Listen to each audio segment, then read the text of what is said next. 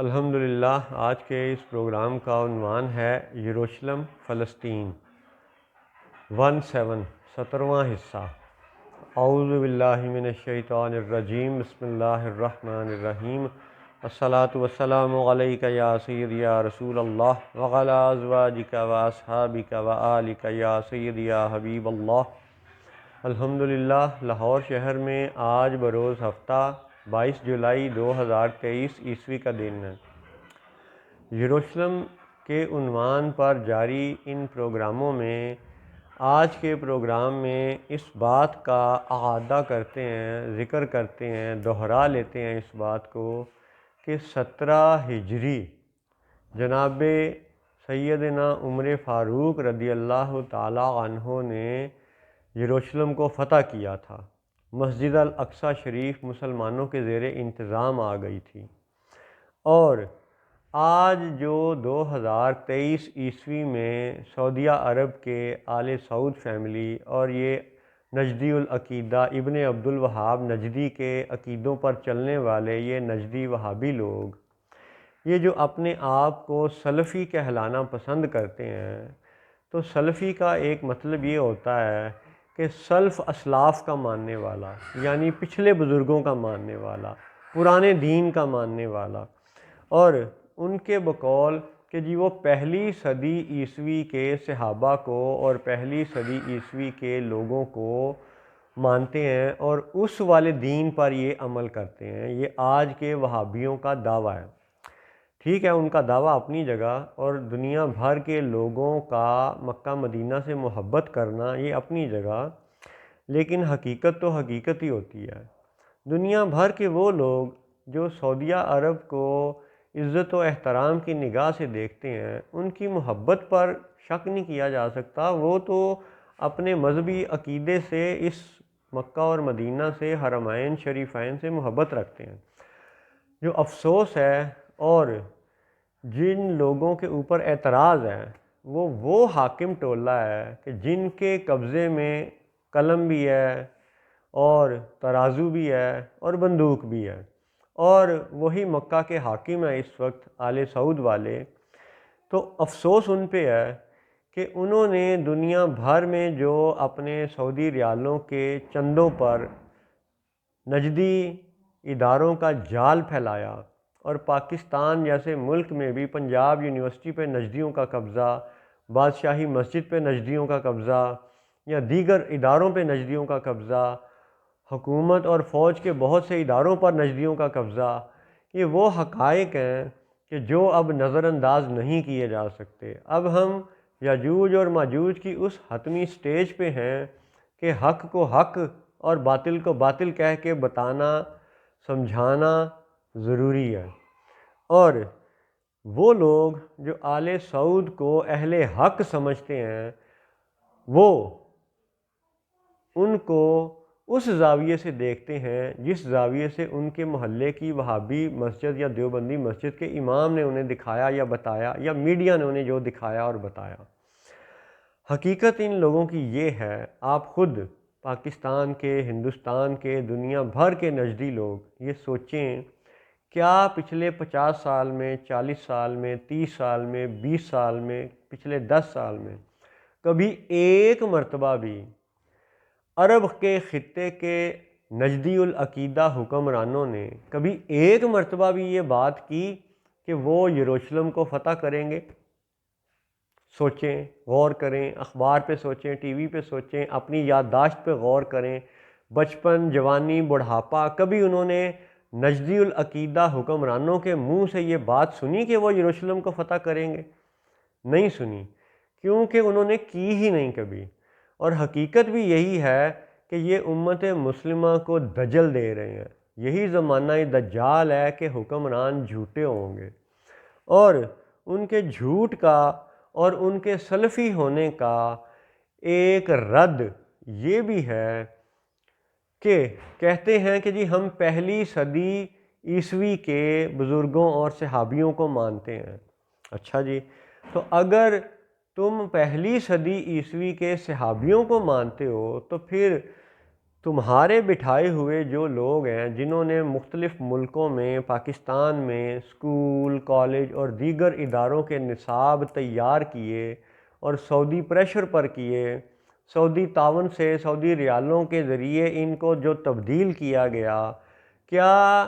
آپ یہ غور نہیں کرتے کہ سب مسلمان ملکوں کے نصابوں میں سے، اسکول کے نصاب میں سے خصوصی طور پر، پاکستان میں اسکول کے نصاب میں سے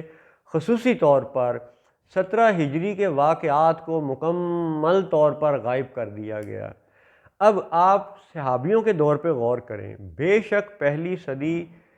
ہجری جس میں کہ بہت سی فتوحات ہوئیں، مصر فتح ہوا، روم فتح ہوا، ایران فتح ہوا، بے شک یہ ساری فتوحات بڑی اہم ہیں، بڑی شاندار ہیں، بڑی کمال ہیں، لیکن چونکہ یہ مکہ کے حاکم، کعبہ کے حاکم ہیں،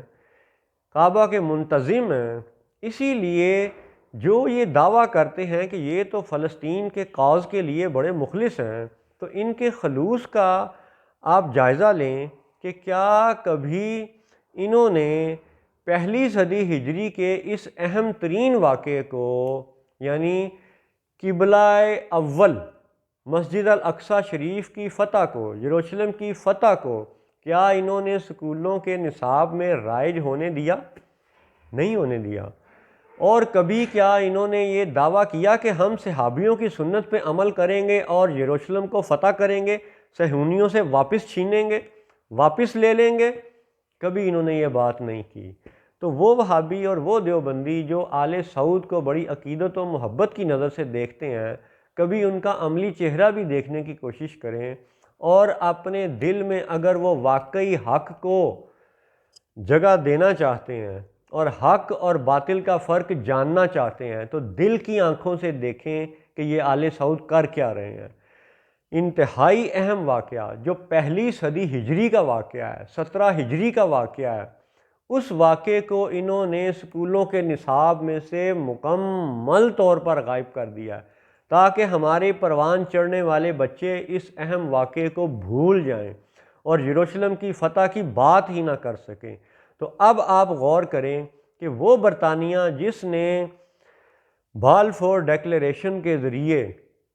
اسرائیلی ریاست کی راہ ہموار کی اور صہیونیوں کو لا کر کے اس خطے میں آباد کیا، اسی برطانیہ نے، اسی دہشت گرد نے ان وہابیوں کو، سلطنت عثمانیہ کو توڑ کر مکہ اور مدینہ کی ان کو حکومت دلوائی، ان کو بٹھایا۔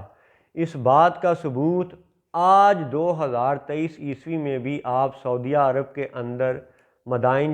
صالح میں العلا کے مقام پر، جو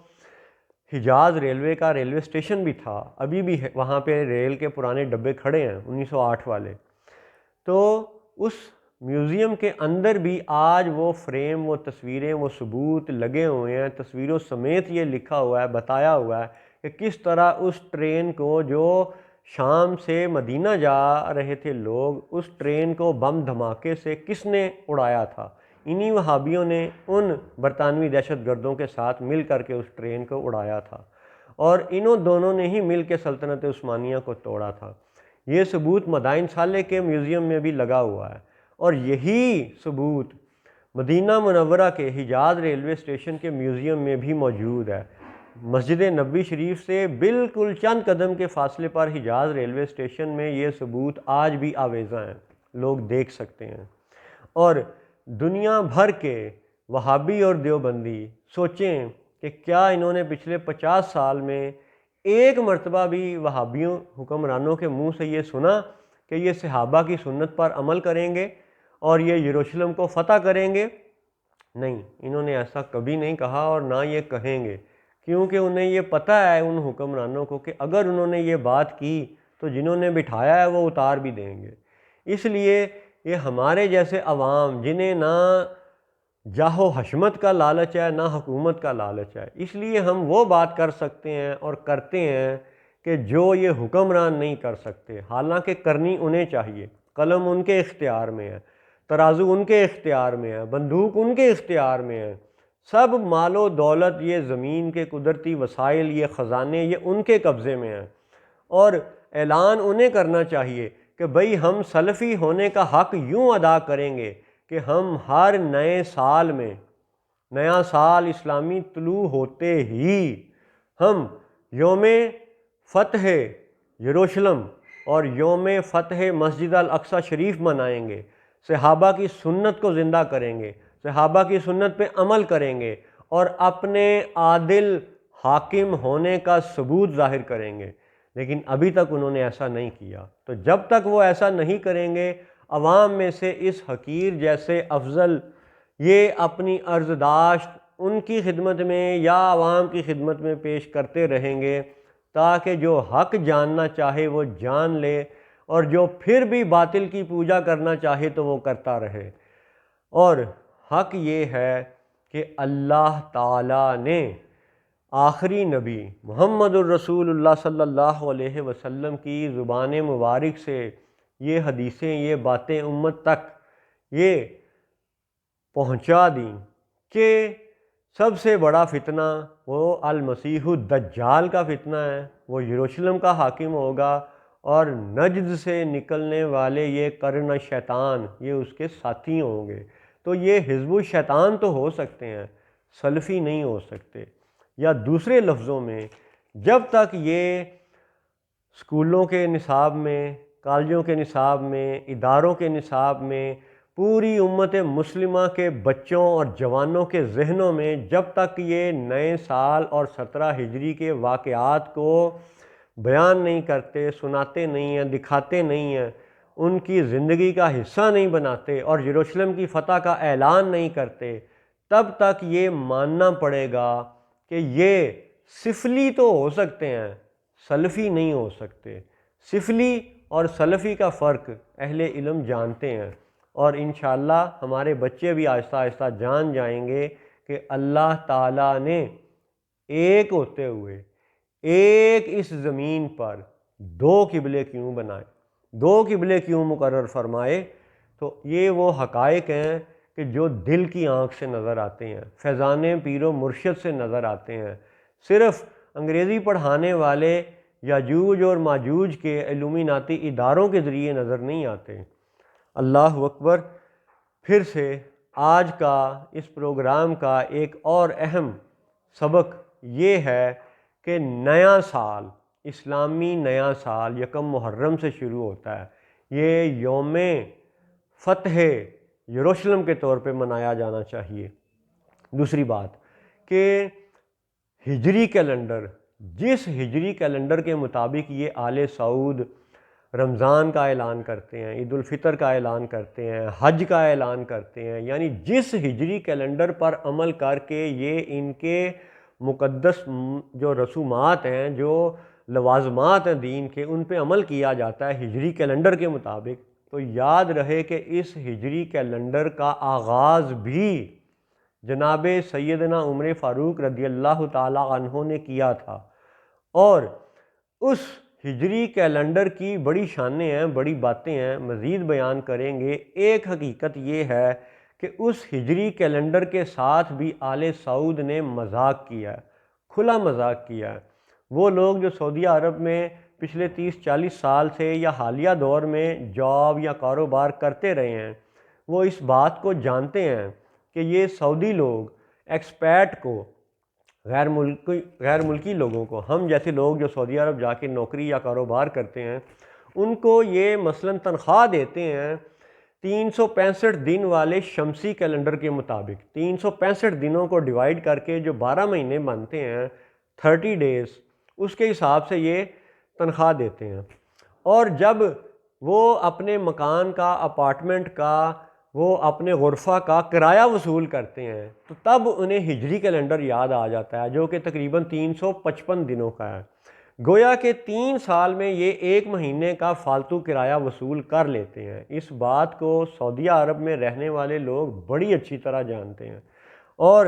پچھلی کئی دہائیوں سے ان کے اس دجل کا شکار ہونے والوں میں سے ایک یہ حقیر بھی تھا کہ تنخواہ ملتی تھی شمسی کیلنڈر کے حساب سے اور مکان کا کرایہ دینا پڑتا تھا قمری کیلنڈر کے حساب سے۔ تو یہ ہے آل سعود کا وہ دجل جو ان کے دجالی ہونے کا ثبوت ہے کیونکہ یہ دجالی تو ہو سکتے ہیں، سلفی نہیں ہو سکتے، سفلی ہو سکتے ہیں، سلفی نہیں ہو سکتے۔ سلفی ہونے کا پہلا حق یہ ہے کہ سلف اسلاف میں سے جو سب سے اہم فتح تھی 17 ہجری کی یروشلم کی فتح، اس کو بطور خاص نئے سال کے پہلے دن منایا جائے اور یروشلم کی فتح کا اعلان کیا جائے، اس کی تیاری کی جائے۔ وگرنہ سلفی اور سفلی کا فرق یاد رکھیے گا۔ السلام علیکم ورحمۃ اللہ وبرکاتہ۔